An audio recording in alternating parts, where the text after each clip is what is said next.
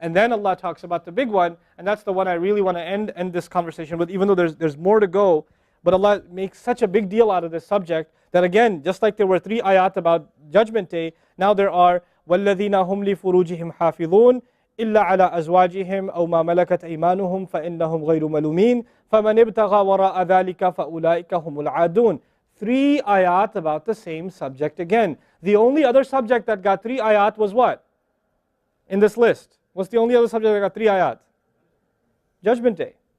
Judgment Day and punishment. This is the next subject that gets 3 ayat. And you know what the subject is? Shamelessness.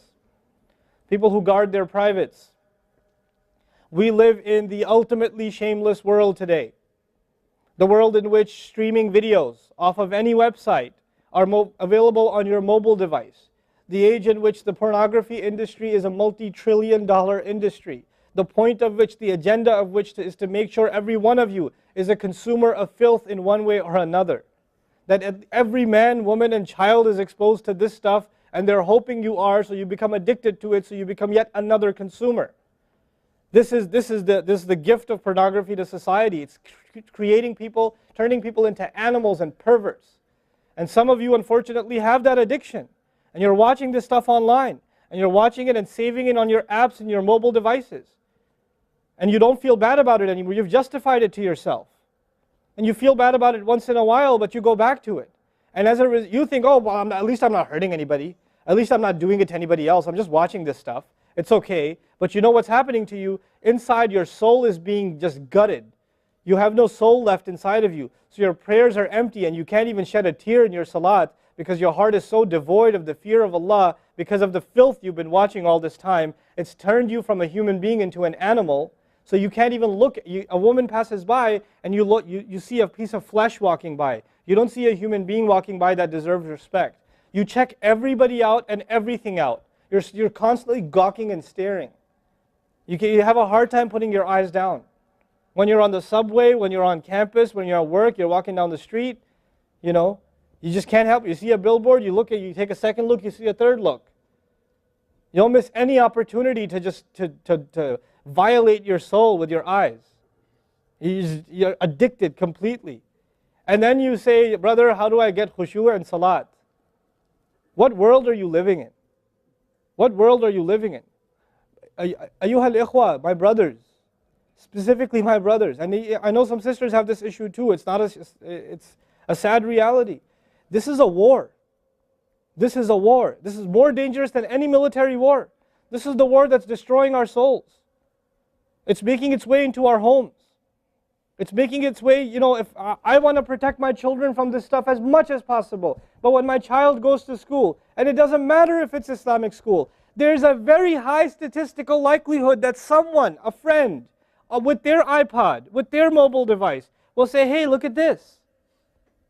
It's a very realistic, a thing nowadays. It's not far-fetched. And so I have to prepare my children for the filthy world that they're going to be brought up in. And there's no escape from this stuff anymore. There isn't. It's everywhere. It is everywhere. You have Islamic lectures followed up by, those YouTube puts those follow-up clips, and something will be filthy. Something will have to be filthy. And I don't think that's by accident. I'm not much of a conspiracy theorist, but I don't think that stuff is an accident. And what happens to you guys is you watch a video, you see something filthy, you click it, you click something else, and you end up watching disgusting things. That's what happens to you. وَالَّذِينَ هُمْ لِفُرُوجِهِمْ حَافِظُونَ. Especially when it comes to their privates, they guard them.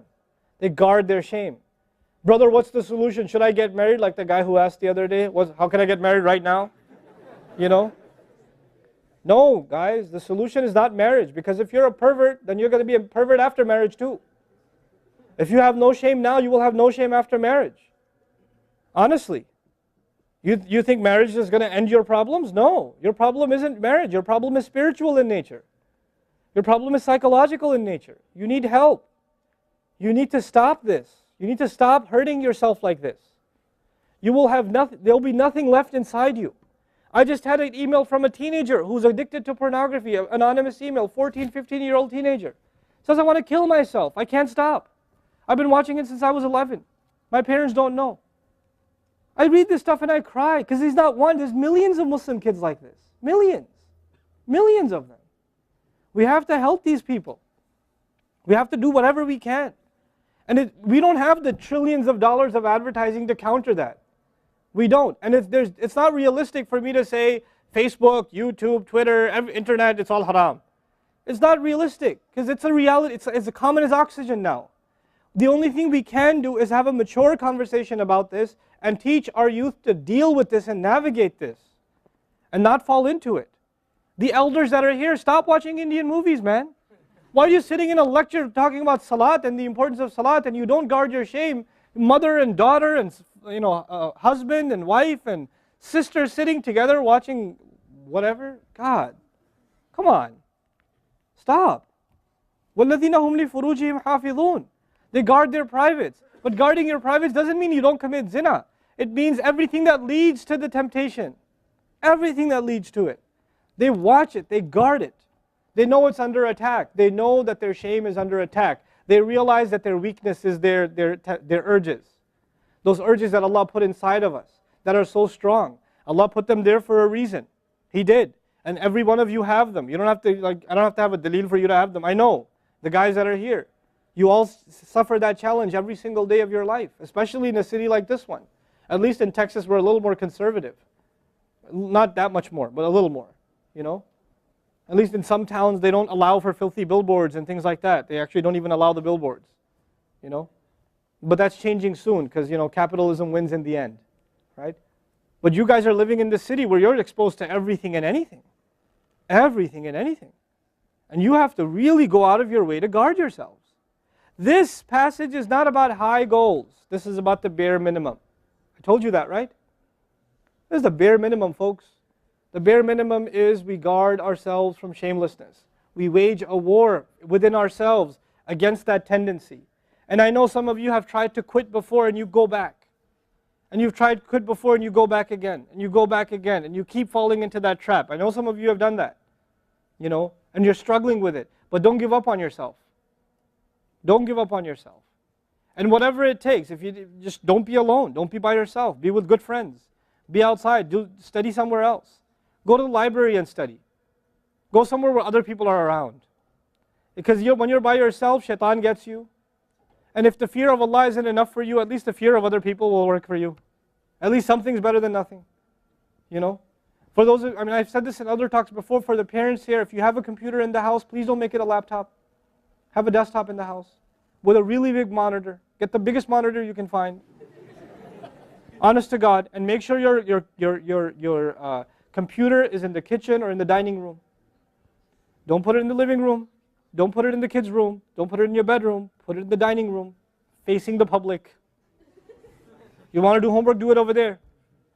Though you can't move the monitor this way or that way. It's facing everybody. That's how you should have it.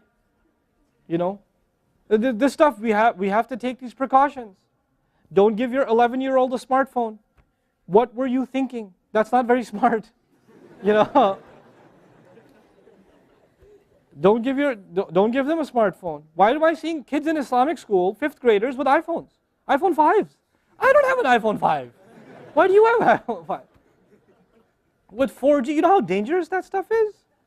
وَالَّذِينَ هُمْ لِفُرُوجِهِمْ حَافِظُونَ إِلَّا عَلَىٰ أَزْوَاجِهِمْ except upon their spouses أَوْ مَا مَلَكَتْ أَيْمَانُهُمْ فَإِنَّهُمْ غَيْرُ مَلُومِينَ or what their right hands possess, then they're not to be blamed. Allah says we have these urges and we can execute those urges, we can release those urges, but to the halal spouse, to the spouse, our spouses.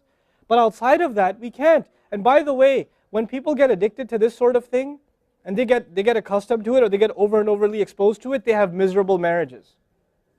And marriages start falling apart. They have this virtual idea of what pleasure means, and they don't find pleasure in their spouse anymore. And there's great fitna that comes into the family. It destroys homes, Muslim homes. That's what's happening in our world today. Allah talks about the people who make salah, and He says, I'm describing the people who make salah because this is the mawsuf, al-musallin, then alladhina, all the alladhinas, all the asma' mawsula here are the wasf, the sifa of it, which means the people of salah are the people who protect their shame, are the people who fear judgment day, are the people who, they are constant in their prayers. These are the people. فَمَنِ ابْتَغَى وَرَاءَ ذَلِكَ فَأُولَٰئِكَ هُمُ الْعَادُونَ. The people who pursue anything beyond that, then they are the ones engaged in aggression. This is an act of aggression. You know when adu is mentioned, or adi, adin from adu, from ada ya'du, right? Al-adun. Al-adawa in Arabic means animosity. Allah says, whoever pursues their urges to be fulfilled outside of the halal, outside of the marriage, whoever pursues that, then they are engaged in an act of aggression. The question is, aggression against who? Because when you say enemy, then you have to say enemy of who? If they've become an enemy, who have you become an enemy to? Allah didn't mention a maf'ul bihi, no jar majroor, nothing related to it. You know what that means? They are an enemy to themselves, their family. They become an enemy even to Allah's teaching. You know, these are the kinds of people. The most important asset you and I have is our hearts. And this shamelessness destroys the hearts. It destroys it. The most precious thing you and I have to preserve is our iman. And these filthy images is destroying your iman. They're tearing your iman apart. Don't let it happen to you. Do not let it happen to you. And I can only talk about this. I can't stop you from doing anything. And nobody else can. You will have to police yourself. You will have to control yourself. You'll have to make the decision, is my iman important enough? Is my salat important enough? You know? Or should I just carry on and pretend? You know what I told you about jazur, right? When you come across evil, you just don't want to deal with it. You just ignore it. There's a lot of people like that. They hear this stuff and they don't deal with it. They just ignore it. And you're jazur. Then you're not from the musallin. Illa al-musallin. If you don't be from the people of jazur, from the jazureen. Don't be from them. The people who just leave it. They don't even deal with their problem. They run from it. And they cave in every time. And they're reactionary. And that's the beautiful thing about the beginning of this passage. Halua, reactionary. Usually we react to temptation. You react to an image and it leads you to a site, which leads you to something else, which leads you to something else. You're constantly reacting to things.